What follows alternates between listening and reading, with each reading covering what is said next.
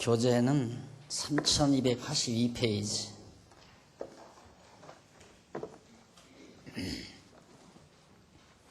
(14장) 18절. 무너지는 산은 정령 흩어지고 바위는 그 자리에서 옮겨가고 물은 돌을 달게 하고 넘치는 물은 땅의 티끌을 씻어버리나이다. 이와 같이 주께서는 사람의 소망을 끊으시나이다. 19절까지 보겠습니다. 욥이 마지막 하나님 앞에 탄식하며 하소연하는 그런 내용을 지금 소개해 드리려고 18절 내용을 봉독해 드렸습니다. 이제 지난번 들으신 말씀대로 욥은 친구 소발이라는 친구의 공격을 받고 그 공격은 내 죄의 대가로 내가 다 망하고 병들고 자식도 다 죽고 이런 저주를 내가 받은 거다라는 그런 내용에 대해서 사도 바울은 욥은 변박을 하고 하나님 앞에 탄식하며 기도하는 내용입니다. 마지막 그 탄식 내용은 무슨 내용이냐면 결국은 주께서 사람의 소망을 끊으시고 결국 주께서 이기신다, 승리하신다. 뭐 비교가 안 되는 거죠. 즉 인간과 하나님의 대결, 누가 이기겠는가, 하나님을 누가 이길 수 있겠는가.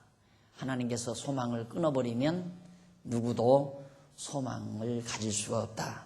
이런 뜻으로 하나님 앞에 탄식하며 하소연하는 내용입니다. 비유를 드는데 그 18절 내용이 비유거든요. 무너지는 산은 정녕 흩어져 버린다. 바위는 그 자리에서 옮겨가고, 바위도 옮겨가고 산도 흩어지고, 물은 돌을 달게 만들고, 막 계속 물이 흐르면 돌도 달아 빠지잖아요. 맨질맨질하게 다 달게 되고, 넘치는 물, 홍수죠. 범람하는 물은 땅의 티끌을 다 쓸어 가신다. 그런 것처럼 그러니까 산이 다 무너져서 흩어지고 돌도 땅에서 옮겨가고 그리고 물이 돌을 닳게 하고 넘치는 물이 티끌을 다 씻어가듯이 이와 같이 주께서는 사람의 소망을 끊으시나이다. 인간의 소망을 주님께서 다 끊어버리십니다. 하나님의 전능하심을 노래하는 거죠. 하나님의 전능하신 능력 앞에 인간이 무슨 소망이 있겠는가? 하나님이 소망을 끊으면 절망할 수밖에 없습니다. 라는 얘기죠. 하나님이 소망을 주면 소망을 갖게 되고요. 하나님이 소망을 끊어버리면 절망할 수밖에 없는 게 인간의 순수한 모습이죠. 그런데 우리 인간들은 그 소망을 끊지 않으려고 발악을 하는 거죠. 소망을 가지고 살아보려고. 그러다가 자기 계획대로 안 되면 그걸 절망이라고 생각하는 것이 어리석은 인간들의 보편적인 사고방식입니다. 인간은 항상 어떤 찬란한 꿈, 화려한 꿈을 꾸잖아요. 소망을 갖고요. 이렇게 되면 나는 엄청나게 행복하겠다. 이 정도만 되면 나는 여한이 없겠다. 그래서 그 정도를 이루려고 노력하는 사람은 소망을 가진 자이고 나는 불가능해 하고 절망하는 사람, 그 사람은 자포자기하는 사람으로 보통 알고 있습니다. 그러다가 이제 자기 소망이 하나하나 안 이루어지면 자기가 소망하는 대로 안 되면 나는 실패다.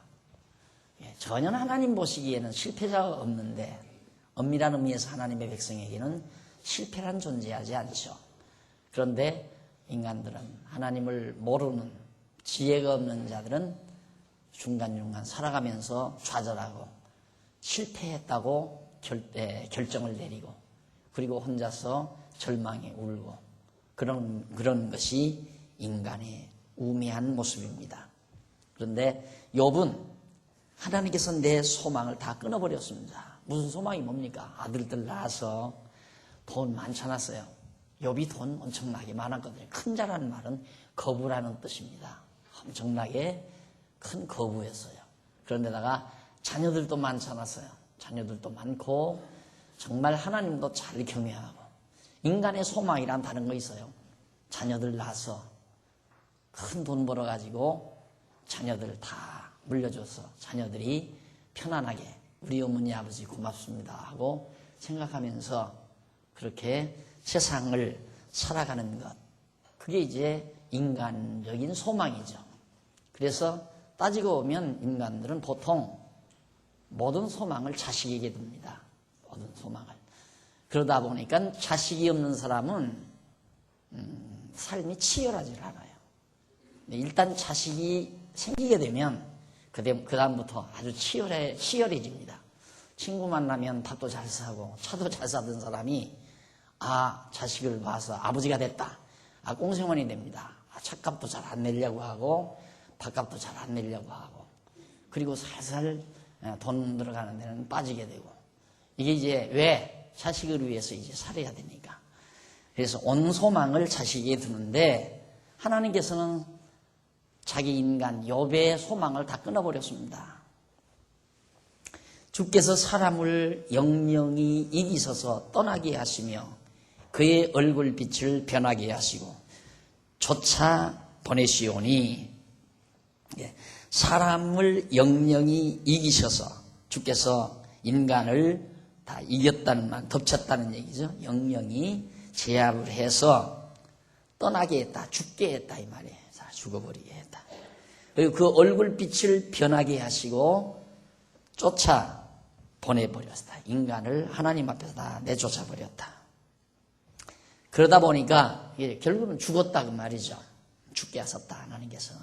그러다 보니까 21절 그 아들이 존귀하나 그가 알지 못하며 비천하나 그가 깨닫지 못하나니.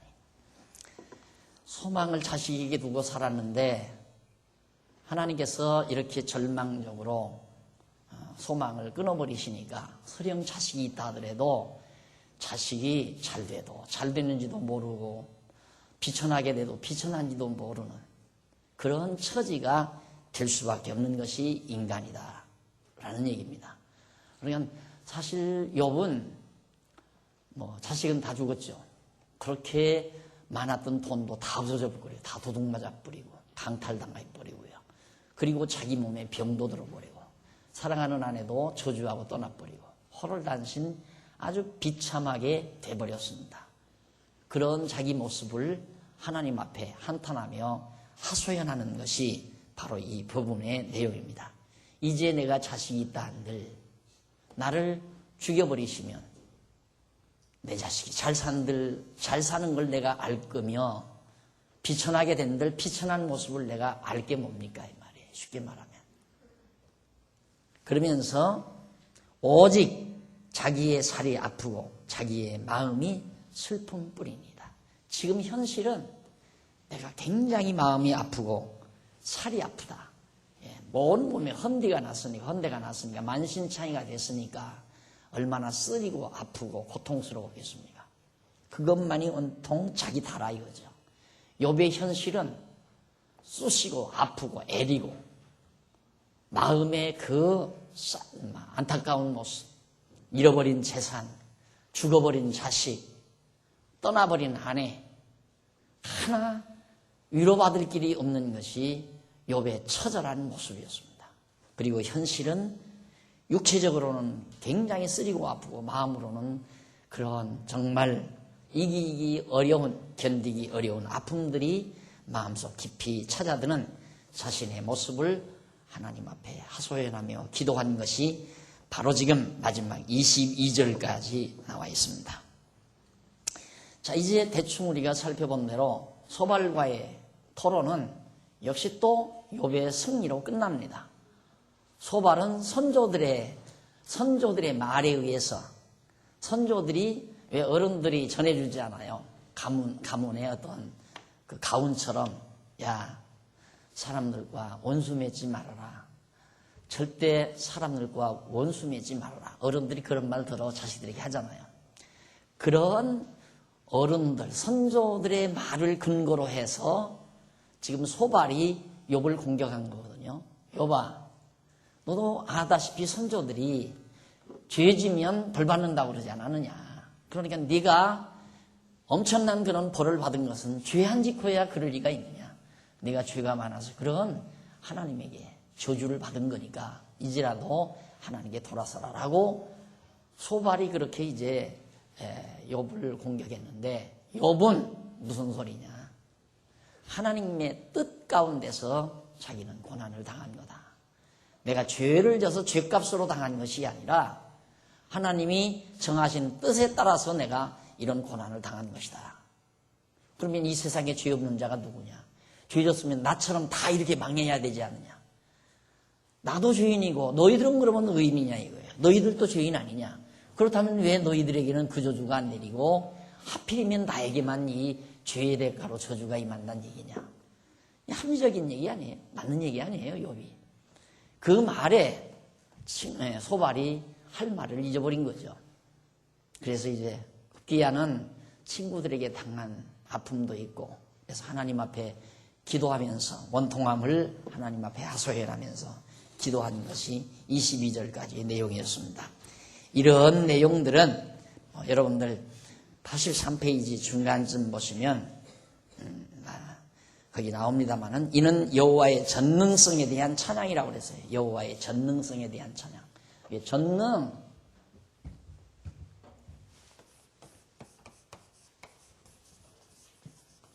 이 전능이란 말은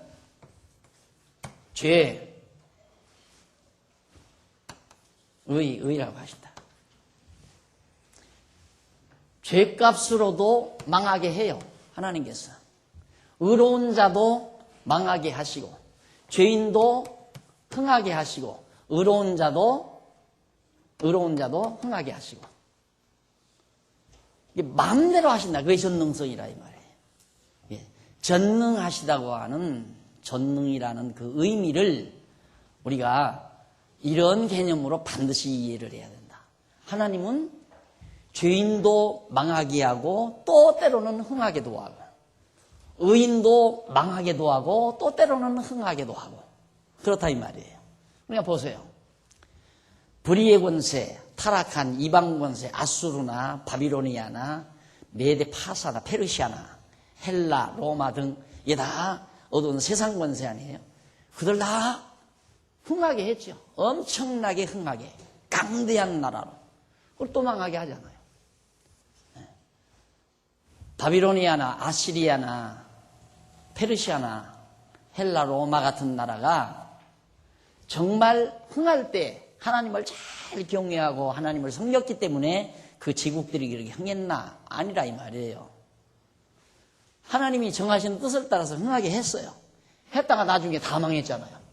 아시리아 제국 망했잖아요. 페르시아 망했고 바빌로니아 제국 망했고 헬라, 로마 제국 다 망했어요. 여기도 하나님께서 의인 예수를 십자가에 못 박아 죽게 만들어요. 의인 예수, 죄 없으신 예수를 망하게 해요. 그리고 다시 3일 만에 부활시키잖아요. 그것이 하나님의 섭리예요. 또 이 세상에 주님의 몸된 교회, 의로운, 선한 주님의 몸된 교회를 망하게 해요. 로만 캐토릭 중세 로마 교회에 의해서 정말 순수한 주님의 몸된 교회가 다 망해버렸어요. 종교개혁을 통해서 다시 흥하잖아요. 그러니까 왜 이렇게 하나님께서는 죄인도 망하게도 하고 흥하게도 하고 의인도 망하게도 하고 흥하게도 하시는가? 뜻이 있어요. 하나님의 정하신 뜻에 따라서. 당신의 뜻을 드러내기 위해서. 그러니까 절대 하나님께서 어떤 인간들이 생각하는 그런 공식에 의해서 그것에 의해서 하나님이 섭리하시는 분이라면 전능자가 아니죠. 역사가들이 역사를 이해하려고 할 때 어떤 원리를 찾으려고 해요. 그래서 헤겔 같은 역사가는 역사의 원리를 정반합이라고 하는 흐름 틀 속에서 이해하려고 그랬어요. 그러니까 선한 세력이 딱 나타나면 반대로 악한 세력이 등장한다. 그러다가 다시 선한 세력으로 가기 위해서 중용을 택하게 되고, 중용을 택하다 보면 또 다시 선한 세력이고, 그래서 정, 반, 합, 정반합. 역사는 반드시 바른 방향으로 흘러가다가 반대 방향으로 흐른다, 그 말이거든요. 지금도 그런 방향으로 만약에 해결의 원리에 의해서 이해를 한다면, 자, 정의, 예를 들어 자본주의라 하십니다. 자본주의. 이건 공산주의라고. 이건 복지사회라고.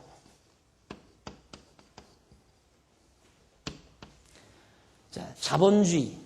인간들을 다 내가 벌면 내 것이다라고 해줘요. 그럼 이제 중국이 지금 바로 그런 정책을 쓰잖아요. 그러니까 죽이 살기 하고 이제 돈을 모으는 거죠. 막 열심히 일하고. 그래서 어느 정도 자본주의가 팽창을 해서 이들만 계속 갔다가 보니까 뭐가 생기냐면 공산주의가 그래서 파생한 거 아니에요. 그러니까 공산주의란 미국의 자본주의가 공산주의를 만들어낸 거예요. 서구의 자본주의가 바로 이런 공산주의를 만들어낸 거란 말입니다. 그러다가 결국에는 이제는 바로 이 자본주의와 공산주의가 만나는 복지사회. 그래서 번 자들 걸 좀 내놔가지고 없는 자들과 함께 먹고 살 수 있는 사회 건설. 이것이 복지국가다. 이제 이런 원리로 역시 이런 사회를 설명해 나갈 수도 있죠. 그런 원리에 의해서 역사는 돌아간다. 이런 얘기거든요. 원인이 결과를 낳고 결과가 다시 원인이 돼서 또 하나의 결과를 낳고 그 결과가 또 원인이 돼서 또 하나의 결과를 낳는다. 이렇게 역사를 설명하려고 노력을 한 것이 지난날의 사가들의 노력입니다. 그러나 실제 역사를 그런 방법으로 다 설명이 불가능해요. 절대 불가능하다 이 말입니다. 왜 그러는가? 왜 역사? 전능하신 하나님이 역사를 인도해 가시는데 이런 방법으로 역사에 가시니까 어떻게 설명이 안 되는 거예요. 그래서 결국 역사도 해답이 없는 정확한 결론을 얻어낼 수 없는 학문으로 떨어져 버리고 만 거죠. 그러니까 역사도 뒤집어지잖아요. 자꾸 뭐 과거사 정리. 과거에 그 당시로는 역사 정리를 잘 한 거예요. 했는데 지금에 와서 눈으로 보니까 잘못됐다. 그러면 다시 정리한다. 정리해놓으면 그건 완벽한가? 그 다음 세대 가면 또 하나의 힘이 있어서 또 정리를 해요. 또 정리. 그래서 과거의 역적이 애국자가 되고 애국자가 역적이 되는. 그렇게 시각이 그 시대마다 역사를 보는 눈이 달라지니까 완벽한 역사, 변함이 없는 정확한 역사 기록은 불가능한 것이다. 그래서 힘을 잡으려고 하는 거예요. 힘만이 정확한 시각이라고 말할 수 있으니까. 지금 소위 이제 진보 세력들이 정권을 잡았기 때문에 과거 지난날 5공화국 6공화국 역사를 다시 고치자 이런 얘기 나오지. 그대로 만약에 5공화국 세력이 계속해서 정치를 했다면 안 남는 거죠. 고칠 수가 없는 거예요. 그거 고치면 안 되는 거죠. 그러니까 역사가처럼 불쌍한 사람이 없어요. 사가처럼 쭉쭉 공부해도 해답이 없어요. 절대. 역사가뿐만 아니에요. 모든 학문이 다 그래요. 그러니까 우리처럼 이 신을 전능하신 이 신, 하나님, 이 하나님을 전제하지 않고는 아무것도 해석이 불가능하다. 이 말이에요. 아무것도. 지금 이번에 서울대 교수 불치병 고치는 거 그거 이제 연구해냈다고 그러죠.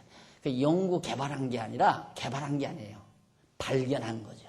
그 원리를 발견한 거예요. 하나님이 창조해 놓은 것을 발견해낸 거죠. 그게 왜 그렇게 됐느냐고 물으면 그 사람도 대답을 못하네. 그냥 그렇게 돼 있더라 이거예요. 잘 현미경으로 살펴보니까 그렇게 돼 있더라. 그래서 이렇게 해서 이렇게 해보니까 이렇게 되더라 이 말이에요. 그것뿐이지 이 과정학문이지 원리를 찾을 수는 없다 이 말이에요. 원리를. 어떤 사람은 그걸 성급하게 신에 대한 도전이다 이러는데 신에 대한 도전은 아직도 먼 게 아니라 불가능한 거예요. 신의 섭리에 대해서 어떻게 도전을 해요? 물리학을 아무리 대대로 수백 년 동안 계속해서 물리학, 생리학, 생물학을 연구해내도 원리 학문은 불가능한 거라 이 말이에요. 그러나 하나님을 알면 간단하게 정리가 되는 거죠. 하나님이 그렇게 하셨다. 스스로 계신 자가 그렇게 하셨다라는 게 자연이란 말 아니에요. 자연보호, 자연으로 돌아가자. 자연만큼 진실하고 확실한 게 어디 있습니까? 그 자연이라는 것이 스스로 자자, 그럴 현자, 이게 스스로 계신 자가 그렇게 하셨다라는 의미를 지닌 말이거든요. 그러니까 하나님의 전능하심은 죄인도 망하게 했다가 흥하게 할 수 있고 의인도 망하게 했다가 흥하게 할 수 있는 거다. 꼭 죄인은. 그러니까 이렇게 되면 맞죠, 이제. 요건 빼고, 여기서는 이건 빼고, 죄인은 망한다. 의인은 흥한다. 이렇게만 하면 이제 원리가 만들어지는 거예요. 그렇죠?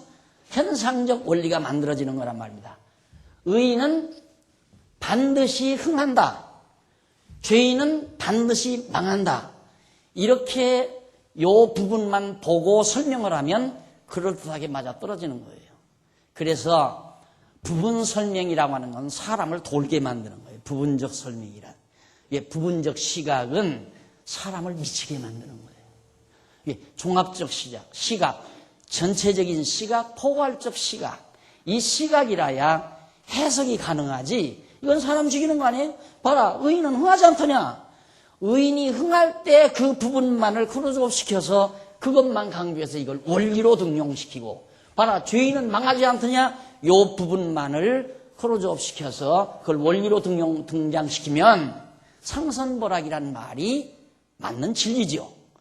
그러나 반대가 있다 이 말입니다. 의인도 망할 때가 있더라 이 말이에요. 의인도. 여기도 죄인도 흥할 때가 있고 어디에? 역사 속에. 그러니까 설명이 불가능한 거죠. 그러니까 맹하면 생각이 이 지혜가 어두우면 저런 인간이 만들어낸 상선벌학의 원리, 이런 원리에 말려드는 거죠. 그런 원리에.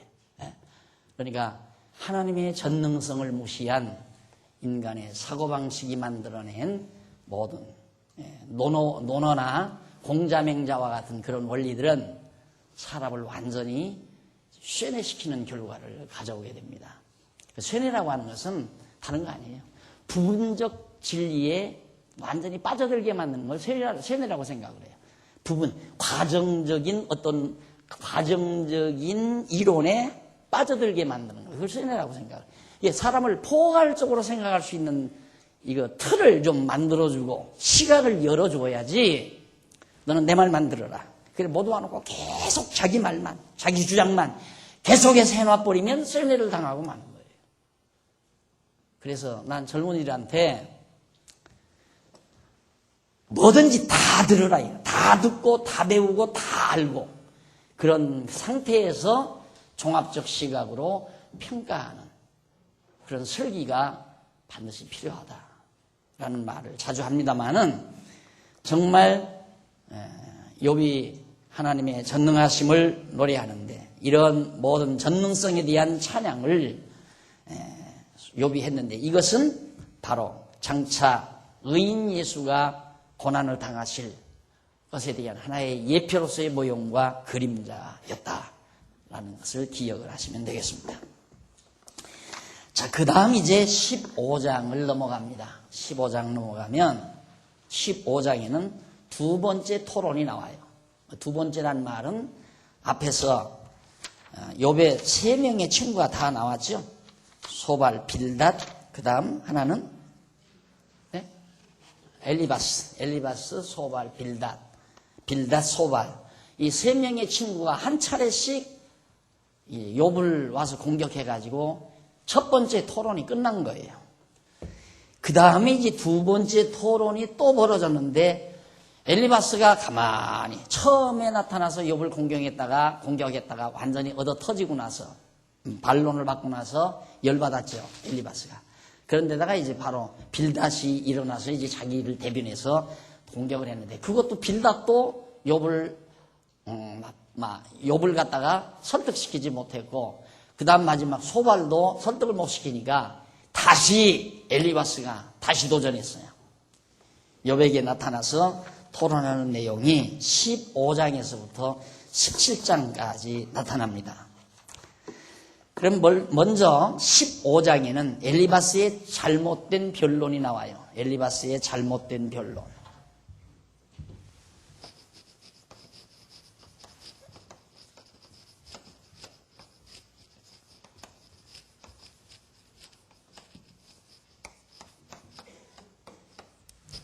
욥기 15장 엘리바스입니다. 지금 여기 나오는 건 다 잘못된 말이에요. 뭐라고 그러면 엘리바스가 딱 나타나서 1절로 6절에 보면 욥의 대답이 모두 헛된 지식이다. 저거 다 틀린 얘기다 이 말이에요. 욥이 말하는 네 말은 다 헛된 지식이다. 잘못된 말이다. 그러면서 책망을 하는데 본문 읽어보십시다. 1절. 대만 사람 엘리바스가 대답하여 가로되 지혜로운 자가 어찌 헛된 지식으로 대답하겠느냐? 어찌 동풍으로 그 품에 채우겠느냐? 어찌 유조치 아니한 이야기, 무익한 말로 변론하겠느냐? 참으로 네가 하나님을 경외하는 일을 피하여 하나님 앞에 묵도하기를 그치게 하는구나. 내 죄악이 내 입을 가르치나니 네가 간사한 자의 혀를 택하였구나. 너를 정죄한 것은 내가 아니요 네 입이라. 네 입술이 너를 쳐서 증거하였느니라. 온갖 비난만 늘어놓습니다. 어떤 이론이 나오는 게 아니라 욥의 네 말 엉터리다. 무조건. 야, 동풍으로 품에 채우겠느냐? 동쪽에서 불어오는 바람을 내 품속에다가 딱 이렇게 다 채워놓을 수 있느냐? 불가능하지 않느냐 이 말이죠. 그리고 어찌 유조치 아니한 도움이 전혀 없는 그런 이야기, 또 유익이 없는 그런 무익한 말로 계속해서 변론을 하겠느냐. 너 한 말 다 동풍 같고 또 유조치 아니한 무익한 말들이다. 그리고 내가 하나님을 경외하는 일을 피하여 하나님을 경외하지 않고 하나님께서는 가장 하나님을 잘 경외하는 자라고 하나님이 자랑을 했는데 이 엘리바스는 욥이 하나님을 경외하지 않는 자라는 거예요. 하나님 앞에 묵도하기를 그치게 하는구나. 하나님 앞에 자기 자신을 성찰하는 그 묵도를 그치게 하고 내 죄악이 내 입을 가르치나니 네 죄악이 내 입을 가르치나니 네가 간사한 자의 혀를 택하였구나. 네 입에서 나오는 모든 말이 거짓이고 엉터리고 형편없는 것들이다. 너를 정죄한 것은 누가 너를 죄인으로 정죄했느냐? 엘리바스 자기가 정죄한 것이 아니라 욥의 입, 네가 말하는 그 입이 너 스스로를 쳐서 죄인이라고 증거하고 있다. 그러니까 너 그렇게 말하는 것 그 자체가 죄인이다 이 말이에요. 또 엘리바스가 그러면서 7절로 10절에 보면 엘리바스가 욥이 가진 지식으로 인한 자만을 채색합니다. 너 굉장히 교만하구나. 네가 좀 뭘 좀 안다고 굉장히 오만방자하다고 책망을 합니다. 실책을. 7절 보십시다. 무슨 말을 했기에 그렇게 교만하다고 하는지 자만하다고 하는지. 네가 제일 처음 난 사람이냐? 산들이 있기 전에 네가 출생하였느냐? 네가 최고로 처음 출생한 너냐? 그리고 산들이 이 세상이 만들어지기 전에 네가 그때 벌써 이 세상에 나왔느냐? 하나님의 모의를 네가 들었느냐? 그러니까 욥이 하나님의 뜻에 따라서 이렇게 설명한 거 아니에요. 욥은 절대 하나님이 의인은 흥하게 하고 죄인은 망하게 한다. 이런 인과응보 법칙에 의해서 섭리하시는 게 아니라 하나님이 정하신 뜻에 의해서 이렇게 섭리하신 거다. 그렇게 얘기를 하니까 이 엘리바스가 하는 말이에요. 야, 네가 그러면 천지만물 만들어지기 전에 그때 네가 있었느냐? 그리고 모든 사람보다 네가 제일 먼저 태어나서 하나님이 어떤 것을 구상하실 때, 뜻을 정하실 때 네가 거기 있어서 그걸 다 들었느냐 이거예요. 네가 그걸 어떻게 하느냐 이거야. 그것이 하나님의 뜻인 줄 네가 어떻게 아느냐 이 말이에요. 네가 하나님께서 그걸 계획하고 있을 때 네가 옆에서 그걸 다 들었느냐. 하나님이 계획하는 걸. 너 건방진 소리 하지 말라 이 말이에요. 너의 아는 것이 무엇이기로 우리가 알지 못하겠느냐. 네가 뭘 알기에 우리가 모르는 소리들은 자꾸 하고 있느냐 이 말이에요. 그러니까 엘리바스는 그 말이에요. 나는 이렇게 안 한다 이 말이에요. 너는 이렇다고 생각하지만 나는 그렇게 생각하지 않는데 네가 뭐 그렇게 잘났다고 나 모르는 걸 네가 안다고 딱 자꾸만 막 그렇게 강조하느냐 이 말이에요. 너 아는 것만 나도 다 안다 이 말이에요. 네 아는 것 정도는 나도 다 안다. 지금 열받았어요 엘리바스. 얼마나 속상하겠어요. 네? 다 망해가지고 주제꼴은 형편없이 돼가지고는 콧대 숙일 줄 모르고 야 친구다 미안하다. 내가 어떻게 살다 보니까 죄를 많이 졌나 보다. 이러고 야 너희들이 권면한 대로 내가 이제부터 정말 하나님 앞에 자복하고 회개하고 용서를 구하고 그렇게 할 테니까 좀 날 좀 도와다오. 이렇게 나오면 친구들이 그래 얼마 진즉이 그렇게 나와야지 했을 건데 꼿꼿해가지고 당당하게 새 친구들에게 그대로 받아 넘겨버리니까 엘리바스가 열받아가지고 인마 네가 알면 얼마나 안다고 나 모르는 거 네가 아는 척하느냐 이 말이야. 너의 깨달은 것이 무엇이기로 우리에게는 없겠느냐. 네가 뭘 깨달았기에 우리에게 없겠느냐 이 말이야. 좀 이런 얘기가 좀 외람됩니다마는 뭐 여러분들도 많이 들었기 때문에 말씀을 드립니다. 여러분들이 여기서 공부하고 나서 혹시나 동료들이나 친척들이나 형제들에게 이런 말하면 야 그럼 너네 교회 목사가 최고냐? 이런 말 많이 들었죠. 너네 교회 목사만이 최고냐 이게. 어떻게 다른 훌륭한 목사님. 그리고 또 저는 공격받는 말 중에 기독교 역사가 지금 2000년 역사인데 2000년 동안 커다란 두뇌들, 커다란 학자들, 그렇게 많은 학자들이 연구하고 그렇게 노력해 왔는데 하필 장안중앙교회 박 목사겠느냐 이게. 박 목사가 뭐 그렇게 잘났다고 다른 사람 아무도 그런 말을 안 하는데 어떻게 박 목사만 그 얘기를 하느냐. 그러니까 나는 그럴 때 뭐라고 대답하면 내가 그러는 게 아니라 성경이 그렇다는 얘기지 내가 연구해서 만들어낸 얘기가 아니라 성경이 그러지 않느냐 이미 성경이. 그래서 내가 안타까운 게 뭐냐면 신학자라는 게 오늘 또 우리 장로님들하고 식사하고 그런 얘기 했습니다만 성경을 공부해야 되잖아요. 신학교를 가면 성경을 가르쳐야 되잖아요. 근데 성경은 안 가르쳐. 파르트가 뭐라고 얘기해. 브룬노는 뭐라고 그랬고, 무슨 철학자, 아리스토텔레스는 뭐라고 그랬고, 누구는 뭐라고, 섹스피어는 뭐라고 그랬고, 등등, 이렇게 학자들 이름을 잔뜩 거론하면서 누구는 이렇게 하고 누구는 이렇게 했는데 나는 이렇다라고 생각한다. 이런 식이에요. 신학 공부라는 거예요. 그러니까 조금 좀 배웠다는 목사님 딱 쓰면 철학 강의 하잖아요. 철학자들 다 철학자 목이라는 몇 년도 어느 독일의 철학자 누구는 야 그러면 보통 사람은 되게 철학에 대해서 좀 관심이 없잖아요. 야 공부 많이 하셨다. 우리 교회 목사님 참 실력 좋구나. 실력 좋고 하나도 없어요. 서재에 가면 다 있어요. 그리고 요즘은 컴퓨터 그냥 딱 때리면 그냥 쫙 나와요.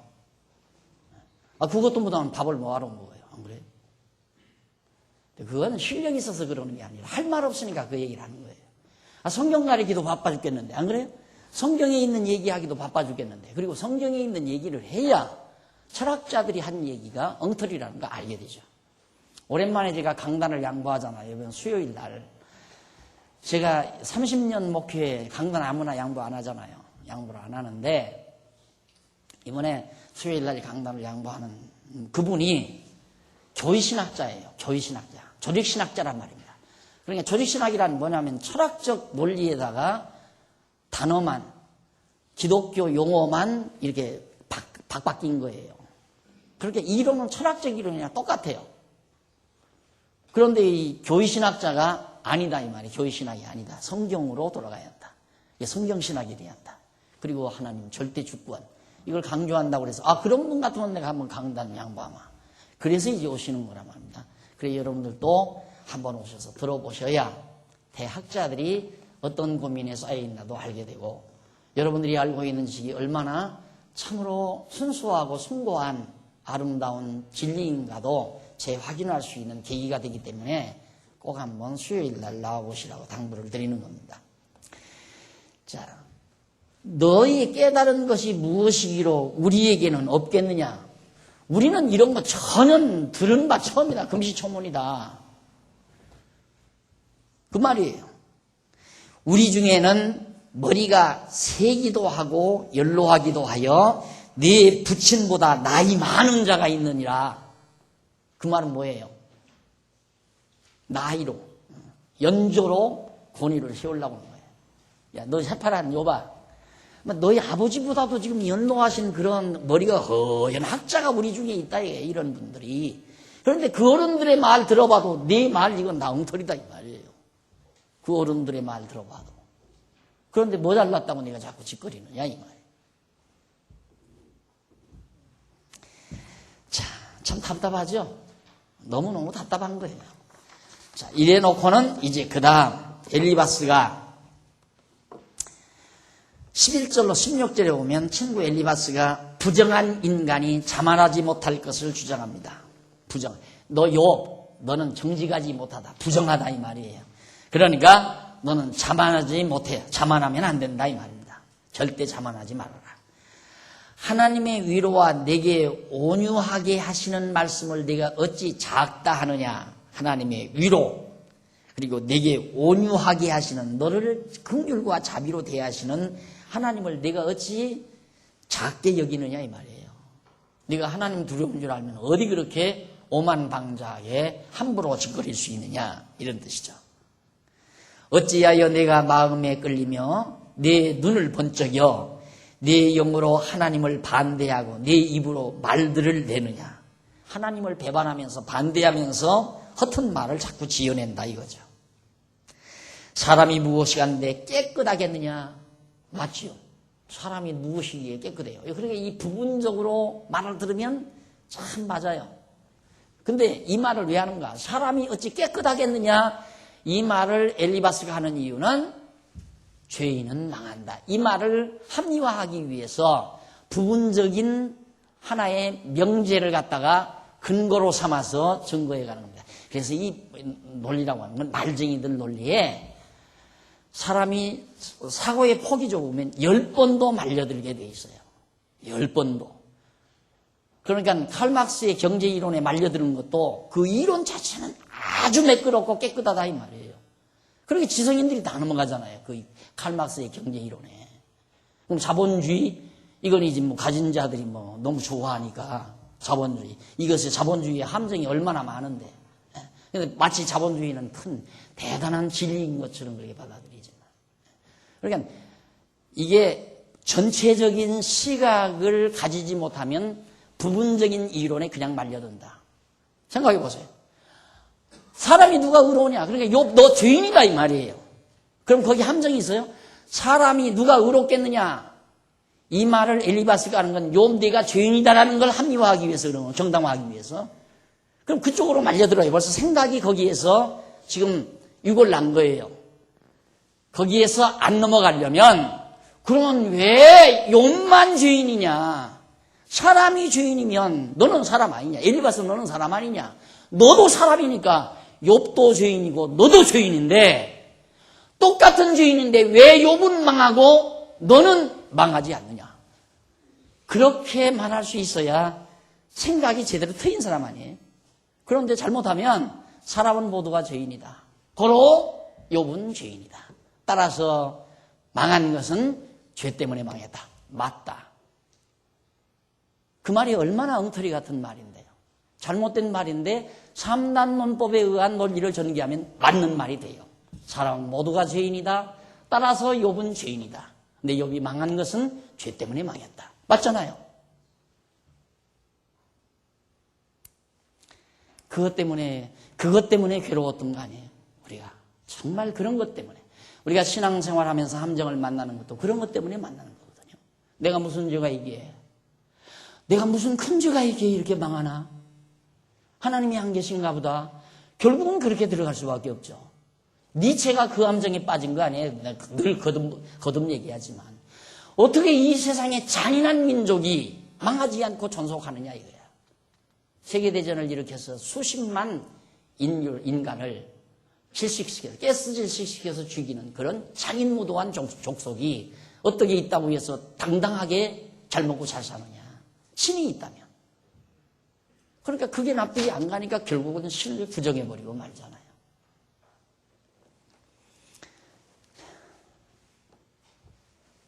그러면서 하나님은 그 거룩한 자들을 믿지 아니하시나니 하늘이라도 그의 보시기에 부정하거든. 하늘이라도 하나님 보시기에는 다 부정하다 이 말이에요. 하물며 악을 짓기를 물마심같이 하는 가증하고 부한 사람이겠느냐? 사람 죄인이다. 사람 죄인 아닌 사람이 어디 있냐? 다 죄인이다. 그걸 주장해요. 그러니까 그 말은 욥이 죄인이라는 사실을 입증하기 위해서 하는 말이에요.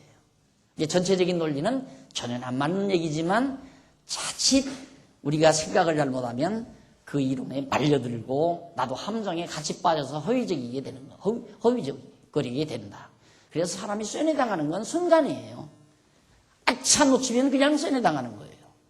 저 사람의 말이 어디에 함정인가를 바로 꼭 집어낼 수 있어야죠. 엘리바스의 말 함정, 엄청난 함정 아니에요? 인간은 다 죄인이다. 고로 욥도 죄인이다. 근데 욥이 망했다. 죄 때문에 망했다. 맞다. 그러면 안 맞는 건 엘리바스도 죄인이다. 모든 사람은 죄인이다. 엘리바스도 죄인. 따라서 엘리바스도 죄인이다. 그런데 엘리바스는 망하지 않았다. 그 죄인이 안 망할 수도 있잖아요. 그러니까 이 말이 맞는 얘기예요. 내가 쓴 얘기가 이게 맞는 얘기란 말입니다. 죄인도 망할 수도 있고 흥할 수도 있고 의인도 망할 수 있고 흥할 수 있는 거. 이게 진리지.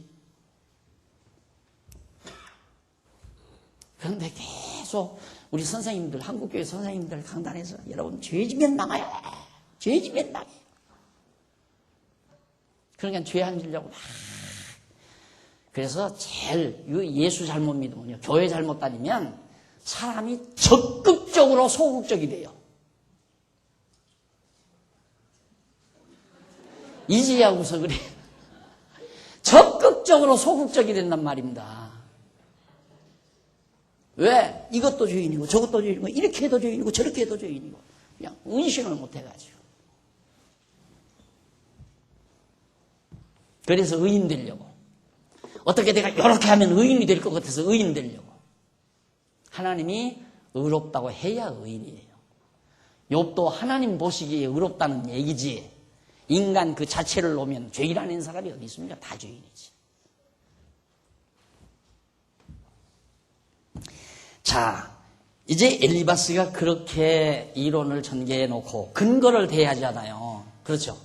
이 모든 진리는 어떤 이론을 전개했으면 그 이론에 대한 확고한 무너질 수 없는 튼튼하고 견고한 근거를 제시해야 돼요. 이 근거가 견고한 만큼 이론이 진리로 확인되는 거란 말입니다.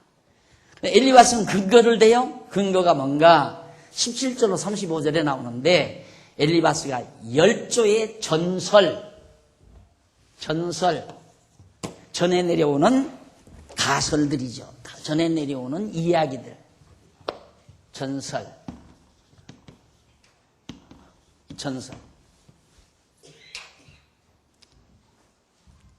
이걸 근거로 돼요. 그러니까 이것만 봐도, 근거만 봐도 엉터리 아니에요? 사람들이 계속 살아오면서 내려오는 전설. 우리 얼마든지 볼 수 있는 거예요. 얼마든지 우리에게도 과거부터 내려오는 전설들이 있잖아요. 신화도 있고 전설도 있고. 부모들이 야 너희 할아버지가 이웃을 해롭게 하지 말라고 늘 우리에게 가르쳐 왔단다. 그게 할아버지가 전해준 설명이에요. 그럼 아버지가 자식에게 할아버지가 이웃을 해롭게 하지 말라고 그렇게 말씀하셨다. 그러면 또 그것도 자식에게 또 손자에게 계속 물려줘요. 그 전설. 예를 들면 그런 것도 하나의 전설 아니에요. 그러니까 지금 엘리바스가 말하는 그 말은 죄로 말미암아서 너는 죄값으로 다 그렇게 망하고 저주를 받은 거다. 이 말은 조상들이 전해준 전설에도 그 말이 있다. 전설에 보면. 그러면서 거기 나오잖아요. 17절. 내가 네게 보이리니 나를 들으라. 내가 본 것을 설명하리라. 이는 곧 지혜로운 자들이 그 열조에게서 받아 숨기지 아니하고 전하여 온 것이라. 아주 지혜 있는 자들이 열조에게, 조상들에게서 받아서 계속해서 전해준 것이다. 공자맹자 같은 것들이죠, 쉽게 말하면. 조상들에게서 계속 받아서. 이 땅은 그들에게만 주셨으므로 의인은 그들 중에 왕래하지 못하였었느니라.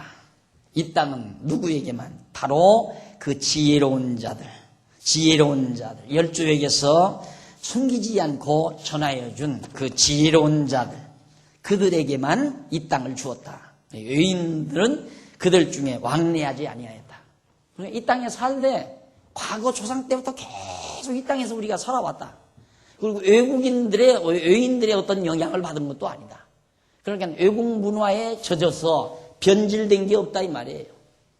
우리나라 문화는 바뀌어졌잖아요. 유교 문화, 불교 문화, 그런 문화 속에 서구 문화가 밀고 들어오면서 완전히 짬뽕 문화로 만들어진 거예요. 짬뽕 문화. 우리 문화가. 이게 변질된 거 아니에요. 이 말은 뭐냐면 내가 지금 내게 말하는 것은 순수하게 변함없는 순수한 열조들이, 조상들이 우리에게 전해준 순수한 전설이다. 중간에 변질된 게 아니다. 그 말이에요. 그러면서 20절 그 말에 이르기를 악인은 그 일평생의 고통을 당하며 강포자의 횟수는 작정되었으므로 그 귀에는 놀라운 소리가 들리고 그 형통할 때 멸망시키는 자가 그에게 임하리니 그가 어두운 데서 나오기를 바라지 못하고 칼날의 기다림이 되느니라. 그게 전설이에요. 이제 말한 그 말이 되느니라. 22절까지. 그 말에 이르기를, 그러니까 열조들 조상들이 전해준 그 전설에 말하기를 악인은 그 일평생의 고통을 당하며 강포자의 수명은 작정되었다. 포악한 자의 수명은 아주 일찍 죽기로 작정이 됐다 이 말이에요. 그러니까 욥을 의식하고 하는 말 아닙니까? 욥 너는 지금 그렇게 평생 고생하고 병들어서 처절하게 사는 이유는 네가 악인이기 때문에 그렇다 이 말이에요. 그걸 조상들의 전설을 근거로 이렇게 아주 정말 강한 피칭을 통해서 욥을 갖다가 함정에 몰아넣고 설득시키려는 노력을 지금 하고 있는 모습을 우리가 앞부분에서 지금 살피고 있습니다. 자, 얼마나 허구적인 얘기인가. 열조들이